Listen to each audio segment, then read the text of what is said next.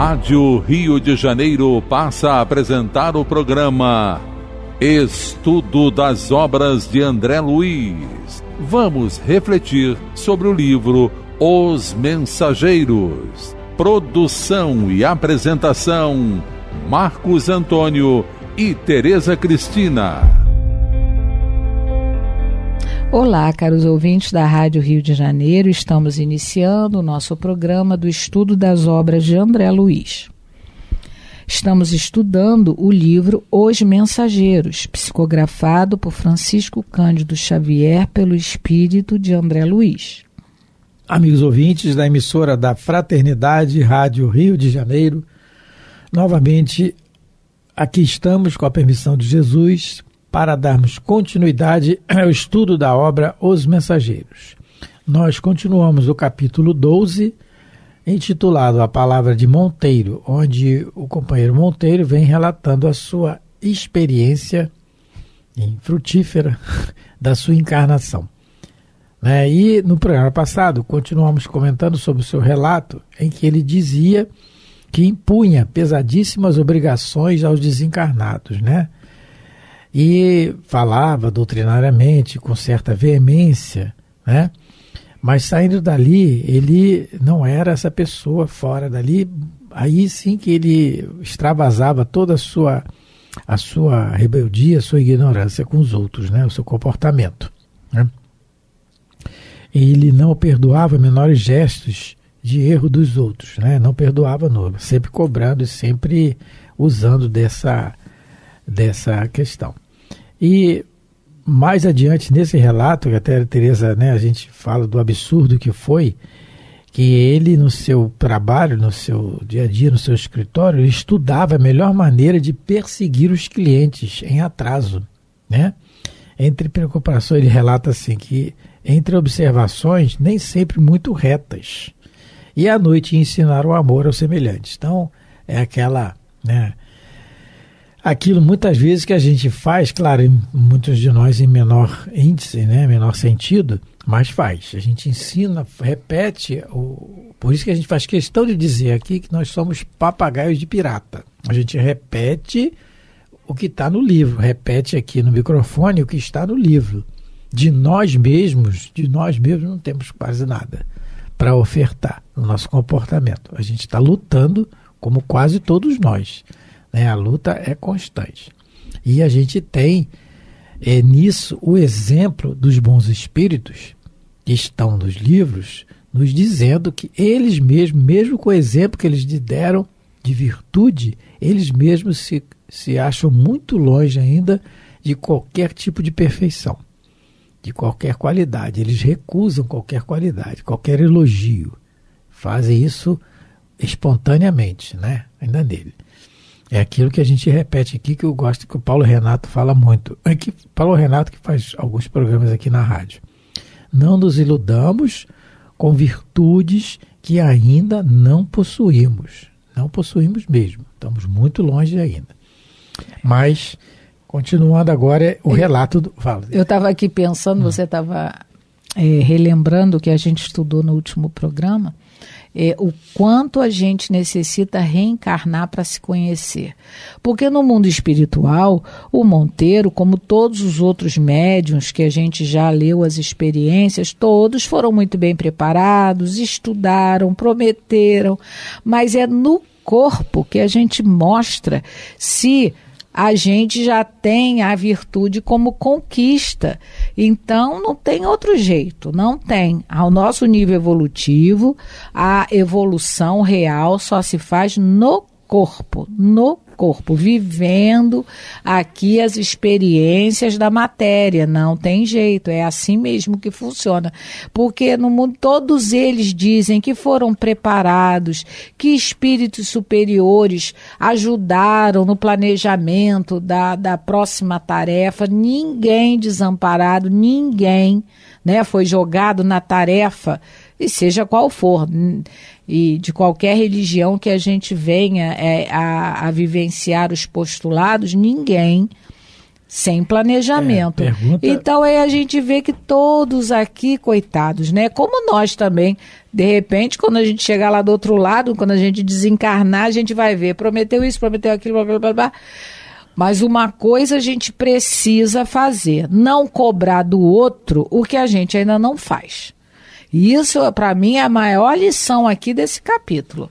É a gente ser coerente, a gente tentar ter coerência no nosso comportamento. Se eu não faço uma coisa, eu não tenho direito de cobrar do outro.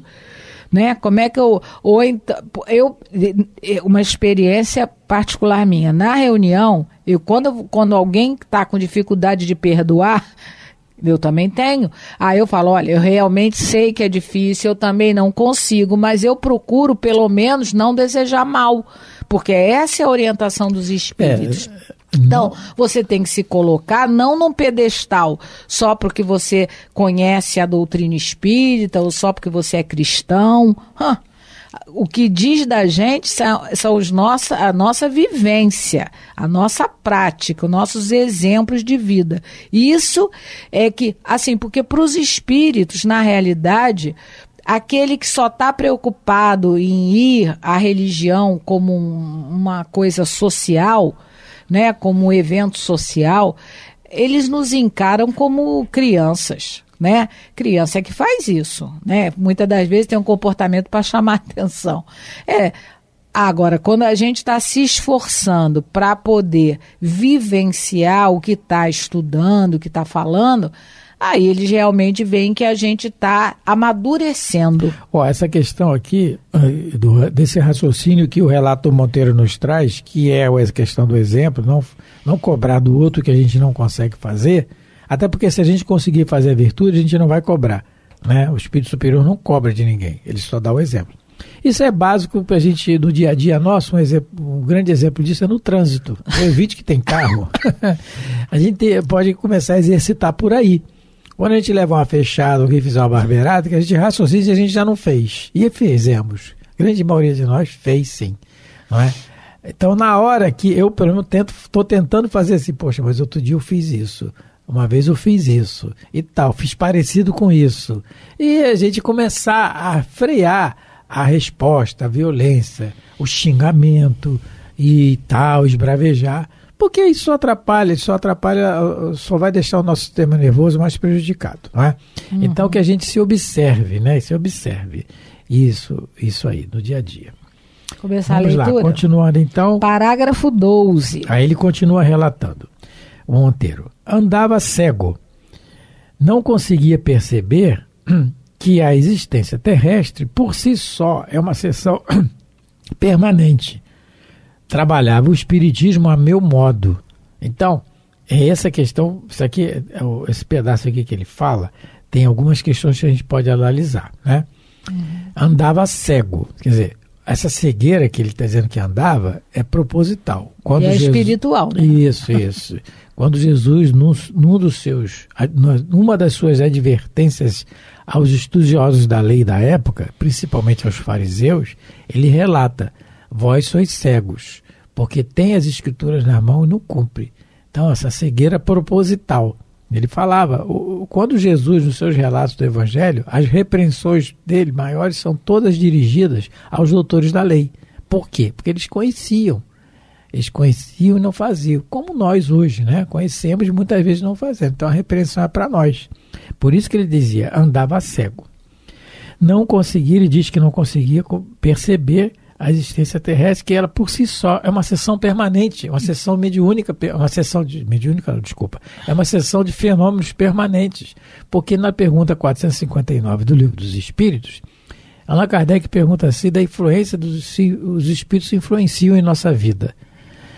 E os espíritos respondem, não influencia não, de ordinário eles vos dirigem. Então, essa influência, essa companhia dos espíritos, ela está constantemente conosco, a nossa vida é essa. Nossa vida é nessa. E no fenômeno anímico, como a gente relatou alguns programas passados, nós temos aí, por exemplo, os fenômenos, o que o Emmanuel relata no livro Seara dos Médiuns, no capítulo intitulado Fenômenos. Ele diz que Não precisamos ir atrás de fenômenos para o nosso convencimento, o raciocínio. Basta a gente observar o corpo humano. Os fenômenos que acontecem na respiração, no bombeamento do sangue, é automático. Hoje, com a internet, é fácil pesquisar. É uma máquina maravilhosa. Ele relata isso, que é um fenômeno. Então, basta isso. Ele dizendo que para a gente fugir ao propósito sistemático de provocar fenômenos, com o objetivo de impor ao homem a certeza da sua sobrevivência além da morte. Por conta de fenômenos múltiplos, o caminho que nós percorremos está cheio. E que o principal fenômeno, ele finaliza assim, olha, divulgando o estudo sobre o estudo nobre e alicerçando as nossas palavras no exemplo, ajudemo-lo, tanto quanto possível, a simplesmente raciocinar. Então ele está dizendo que o maior fenômeno que a gente pode obter é fazer o outro raciocinar, que é o que o livro faz com a gente, né? Se a gente se imbuir numa leitura, a gente raciocina, epa, eu estou agindo assim, eu estou agindo assado. Olha, tem um exemplo interessante disso tudo que o Monteiro está falando, que a gente separou aqui, que está no livro 50 anos depois.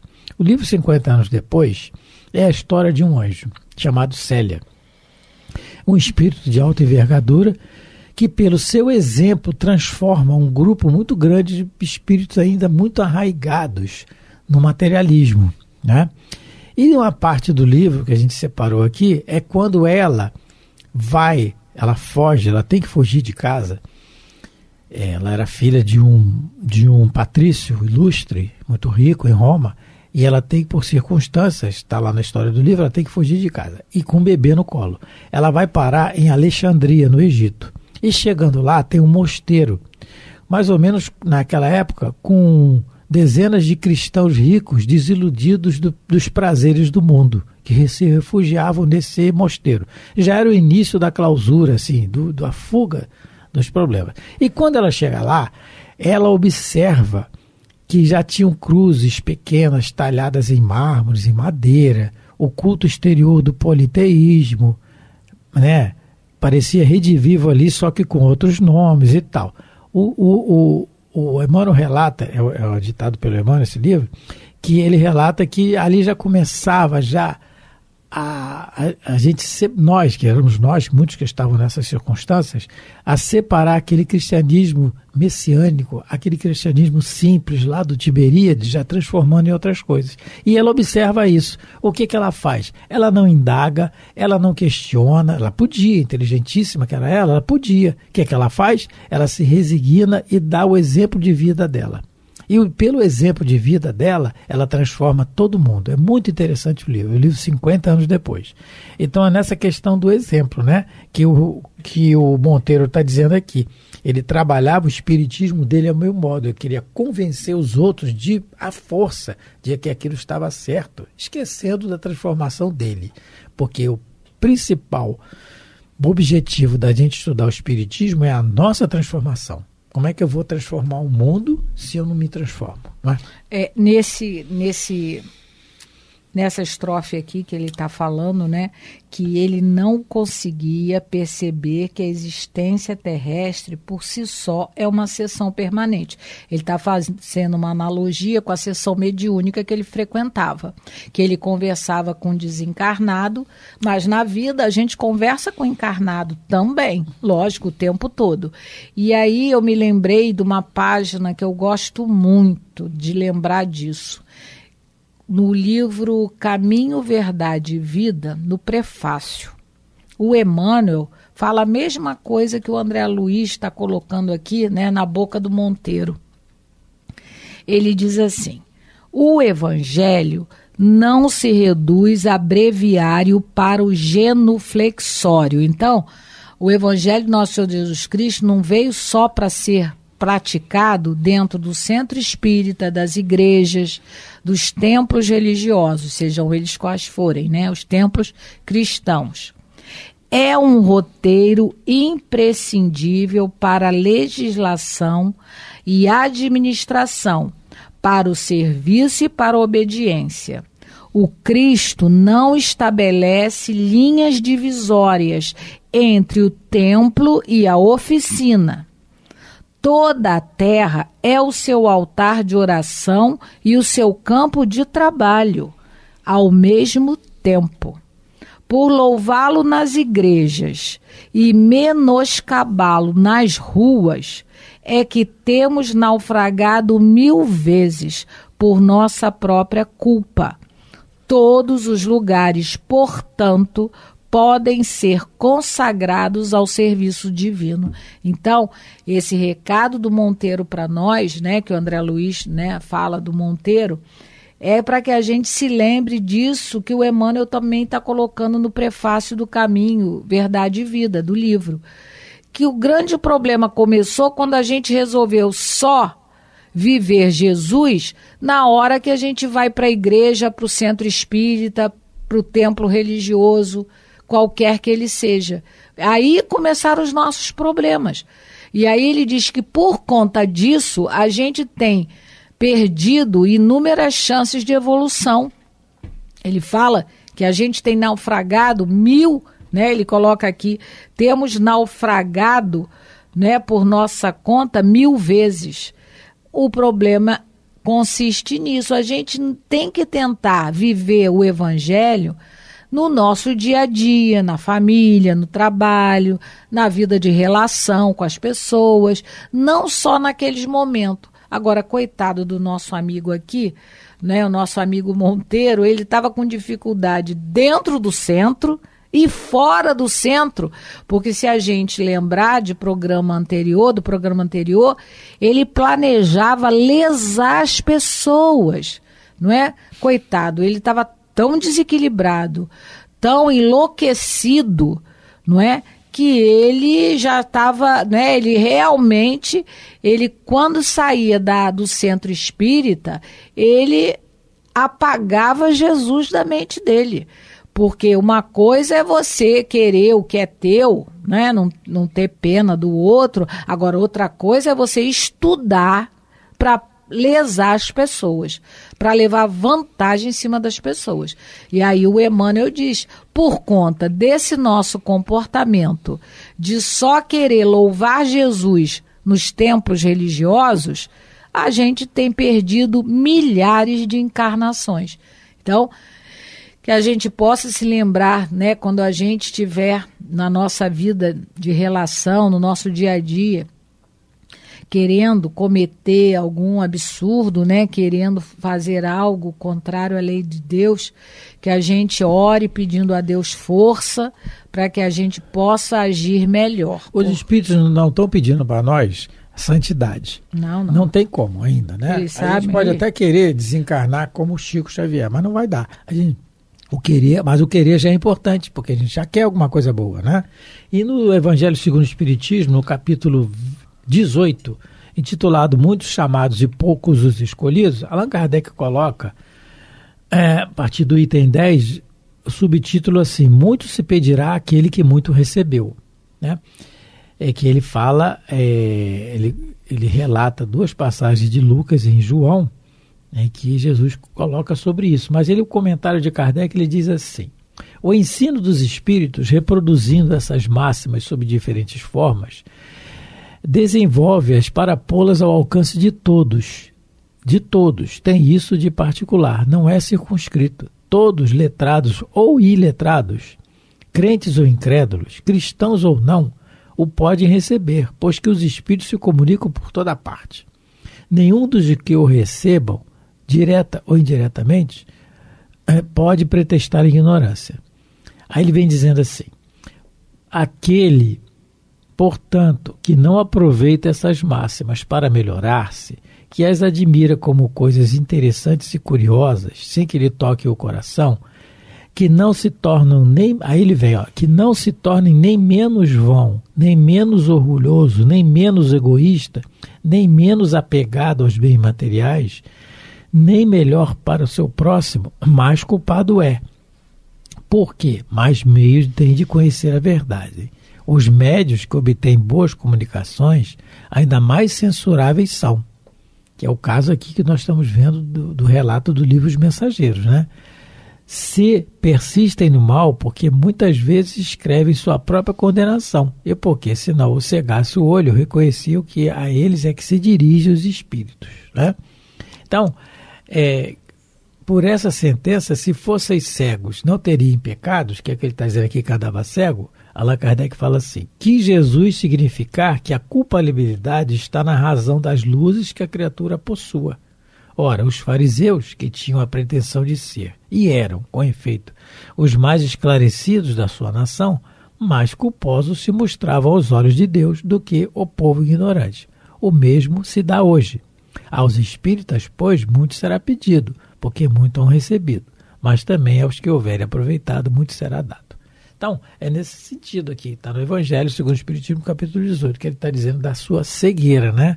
Porque ele sabia das coisas, mas, coitado, né? Complicado. Mas não está, o que eu quis também colocar ali, Allan Kardec frisa bem, Jesus não está pedindo de nós a santidade, porque não tem como. Sabe agora, menos orgulhoso, menos isso, menos aquilo, isso é o dia a dia, né? É o esforço diário que a gente tem que fazer.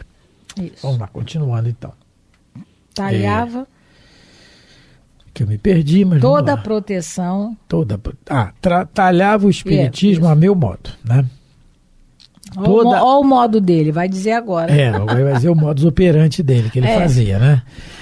Toda a proteção e garantia para mim, e valiosos conselhos ao próximo.